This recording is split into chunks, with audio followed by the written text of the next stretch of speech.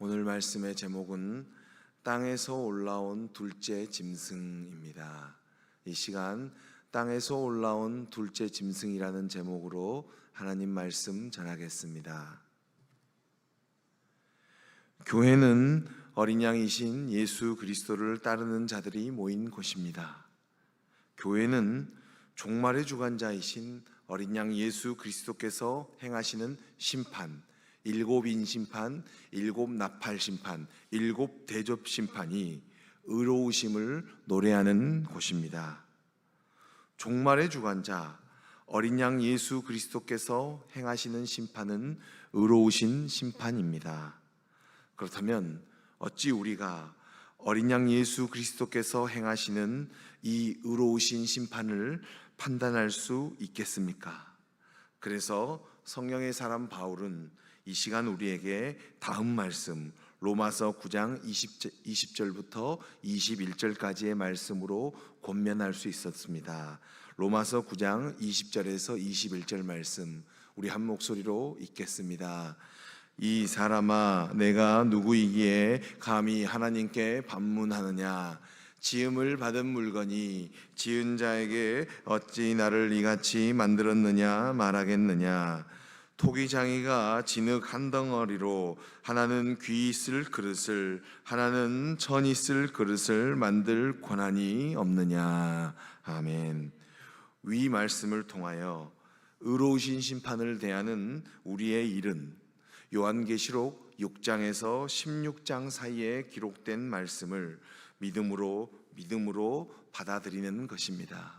요한계시록 6장부터 16장까지 말씀에 기록된 말씀을 믿음으로 받아들이는 것입니다. 기록된 심판을 믿음으로 받아들이는 것입니다. 그리고 우리가 요한계시록 6장에서 16장까지의 말씀을 구조적으로 읽는다면 우리는 심판이 반드시 존재하는 것과 또 그 심판이 완전하다는 것을 볼 수 있을 것입니다. 오늘 본문 말씀 요한계시록 13장 11절에서 18절까지의 말씀은 세 개의 심판, 일곱 인심판, 일곱 나팔 심판, 일곱 대접 심판 중에서 일곱 나팔 심판과 일곱 대접 심판 사이에 있는 소위 막간이라고 불리는 요한계시록 12장부터 14장 사이에 포함된 내용이 되겠습니다. 소위 막간이라고 불리는 요한계시록 12장에서 14장 사이에 포함된 오늘 본문 말씀 요한계시록 13장 11절에서 18절의 내용을 이해하기 위해서는 그 배경을 알아야 하겠습니다. 그 배경 말씀은 요한계시록 12장 17절에 기록되어 있습니다.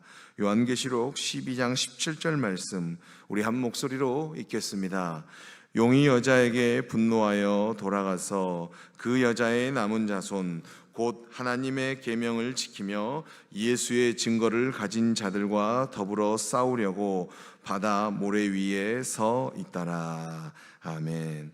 성령의 강력한 계시에 붙잡혀 있는 요한은 하늘에서 바라보는, 이 땅에서 바라보는 것이 아니라요, 하늘에서 바라보는 어린 양 예수 그리스도 탄생의 의미와 예수 그리스도 승천 이후 하늘에서 또 일어난 일을 바라보았습니다. 그 내용은 해산하는 여인을 막는데 실패한 용, 그리고 예수님께서 승천하신 후 하늘의 전쟁에서 패배하여 땅으로 쫓겨난 용, 이로 인하여 땅으로 내쫓긴 용은 화가 나서 그 아이가 상징하는 예수 그리스도를 낳은 여인을 박해하였습니다. 물론 전 시간에 살핀 바와 같이 여인은 교회였습니다. 하지만 하나님께서는 어떻게든지 상징적으로 표현되는 독수리나 땅을 통하여 그 여자를 상징하는 교회를 지켜주셨습니다. 이에 용은 가만히 있을 수 없었습니다. 용은 여자의 남은 자손들과 결전을 벌여야 했습니다. 요한계시록 12장 17절 다시 한번 읽어보겠습니다. 요한계시록 12장 17절입니다. 읽겠습니다. 용이 여자에게 분노하여 돌아가서 그 여자의 남은 자손 곧 하나님의 계명을 지키며 예수의 증거를 가진 자들과 더불어 싸우려고 바다 모래 위에 서 있더라. 아멘. 우리 말씀 잠깐 보여주세요. 이 말씀 보면 그 여자의 남은 자손, 하나님의 계명을 지키며 또 예수의 증거, 복음을 가진 자들, 바로 남은 자손은 저와 여러분을 상징합니다. 바로 그 용은 교회의 남은 성도들인 남은 성도들과 결전을 벌이려고 씩씩거리면서 자기의 일을 망가뜨린 그 교회와 그 남은 후손들과 싸우려고 결전을 벌이려고 씩씩거리면서 바다 모래 위에 서 있습니다. 두 눈을 부릅뜨고 바다 위에 서 있는 것을 요한은 환상 가운데 이 광경을 보고 있습니다. 그렇다면 교회의 남은 성도들은 하나님의 계명과 예수의 증거인 복음을 가지고 용과 싸워야 합니다. 이렇게 성령의 강력한 환상 가운데 붙잡힌 요한은 이 광경을 목격하고 있습니다. 이어지는 말씀 요한계시록 13장에는요 두 짐승이 등장하여 교회의 남은 성도들과 싸웁니다. 첫 번째 짐승은 바다에서 올라온 짐승입니다. 이 내용이 요한계시록 13장 1절에서 10절 사이에 기록되어 있습니다. 두 번째 짐승은 땅에서 올라온 짐승입니다. 바로 이 내용이 요한계시록 13장 11절에서 18절 사이에 기록된 오늘 본문 말씀입니다. 오늘 본문에는 땅에서 올라온 둘째 짐승의 정체가 기록되어 있습니다. 이 내용이 본문 11절 말씀에 기록되어 있습니다. 오늘 본문 11절 말씀 읽겠습니다. 내가 보매 또 다른 짐승이 땅에서 올라오니 어린 양같이 두 뿔이 있고 용처럼 말을 하더라. 아멘. 땅에서 올라온 둘째 짐승은 어린 양과 비슷하게 두 뿔이 있었습니다. 또 땅에서 올라온 둘째 짐승은 용처럼 말을 하였습니다. 그렇다면 이 둘째 짐승의 정체는 거짓 선지자로 생각됩니다. 그런데 문제는 이 거짓 선지자가 능력과 권세도 지녔다는 사실입니다. 왜냐하면 땅에서 올라온 둘째 짐승, 거짓 선지자의 존재 목적이 사람들로 하여금 바다에서 나온 첫 번째 짐승을 숭배하도록 하기 위함이었기 때문입니다. 이 때문이었는지 이 거짓 선지자는 바다에서 올라온 첫째 짐승보다도 부드럽고 점잖은 모습으로 나타났습니다. 그는 심지어 엘리야의 기적도 행하였습니다. 이 거짓 선지자는 첫째 짐승의 우상에게 생기를 부어넣을 뿐만 아니라 우상에게 말을 하게 하고 우상에게 경배하지 아니하는 자를 죽였습니다. 15절 말씀, 오늘 본문 15절 말씀 한 목소리로 읽겠습니다. 그가 권세를 받아 그 짐승의 우상에게 생기를 주어 그 짐승의 우상으로 말하게 하고 또 짐승의 우상에게 경배하지 아니하는 자는 몇이든지 다 죽이게 하더라. 아멘. 여기에 그치지 않고 땅에서 올라온 둘째 짐승은 모든 사람들에게 그 오른손이나 이마에 표를 받게 하였습니다. 그래서 그 짐승의 이름이나 그 이름을 표현하는 숫자를 기록된 표를 받지 않으면 경제 활동을 못하게 하였습니다. 아마 이 일은 초자본주의 시대에 사는 우리에게 있어서 더욱더 파괴적인 내용일 것입니다. 이 내용이 다음 말씀 요한계시록 13장 16절에서 17절 사이에 기록되어 있습니다. 우리 한 목소리로 읽겠습니다. 그가 모든 자 곧 작은 자나 큰 자나 부자나 가난한 자나 자유인이나 종들에게 그 오른손에나 이마에 표를 받게 하고 누구든지 이 표를 가진 자 외에는 매매를 못하게 하니 이 표는 곧 짐승의 이름이나 그 이름의 수라. 아멘. 그렇다면 거짓 선지자가 모든 사람들이 숭배하게 만들고자 오른손이나 이마에 새기려고 했던 첫 번째 짐승은 누구입니까? 이름이 직접적으로 거명되지 않았다면 이 짐승을 파악할 만한 단서는 무엇입니까? 이 단서가 다음 말씀에 기록되어 있습니다. 18절 말씀입니다. 우리 18절 말씀 한 목소리로 읽겠습니다.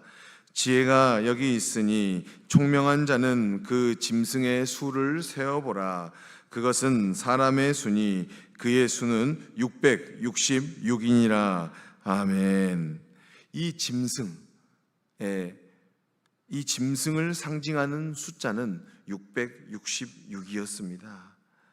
이 상징적 숫자로 이루어진 짐승의 이름을 알기 위해서는 지혜가 필요했습니다. 하지만 시간이 지나면서 이 666이 의미하는 바는 바로 네론 카이사르, 바로 네로 황제였습니다.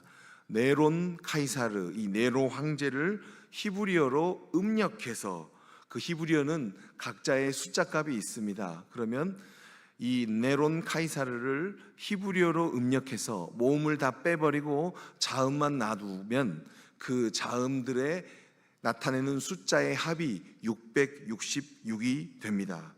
바로 거짓 선지자는 사람들로 하여금 로마 제국의 황제 숭배 사상을 거부하는 자, 네로 황제로 표상되는 황제 숭배를 거부하는 자에게 경제적 고통을 줄 것입니다. 성경의 환상 가운데 강력하게 붙잡혀 있는 요한은 지금 현재 제국의 정치 상황을 아주 크리티컬하게 비판적으로 보고 있었습니다. 땅에서 올라온 둘째 짐승은 누구입니까? 그것은 거짓 선지자입니다. 거짓 선지자는 어린 양과 닮았으며 용처럼 권세 있게 말을 합니다. 심지어는 기적을 행합니다. 하지만 거짓 선지자는 666, 즉 네로 황제로 표현될 수 있는 첫 번째 짐승을 섬기지 않는 자를 죽일 것입니다. 아니, 죽음보다도 더 무서운 경제적 죽음을 줄 것입니다. 바로 이 일들이 하늘에서 볼 수 있는, 하늘에서 벌어지고 있는 일인 것입니다. 성령의 압도적 계시에 붙잡혀 있는 요한은 이것을 증언하고 있습니다. 그래서 우리의 일은 큰 용, 옛뱀, 사탄, 마귀, 그리고 속이는 자가 첫째 짐승과 둘째 짐승인 거짓 선지자를 통하여 우리를 호시탐탐 노리고 있음을 인정하는 것입니다. 지금 우리의 상태는 사탄, 마귀가 두 눈을 부릅뜨고 우리와 대적하고 있는 상황이라고 요한계시록 말씀은 증언하고 있습니다. 우리의 일은 영적 자만에 빠지지 않는 것입니다. 그래서 성령의 사람 바울을 통하여 주신 하나님의 말씀에 우리는 귀를 기울여야 하겠습니다. 빌립보서 2장 12절 말씀 읽고 말씀 마치겠습니다. 다 같이 한 목소리로 읽겠습니다. 그러므로 나의 사랑하는 자들아, 너희가 나 있을 때뿐 아니라 더욱 지금 나 없을 때에도 항상 복종하여 두렵고 떨림으로 너희 구원을 이루라. 아멘. 기도하겠습니다.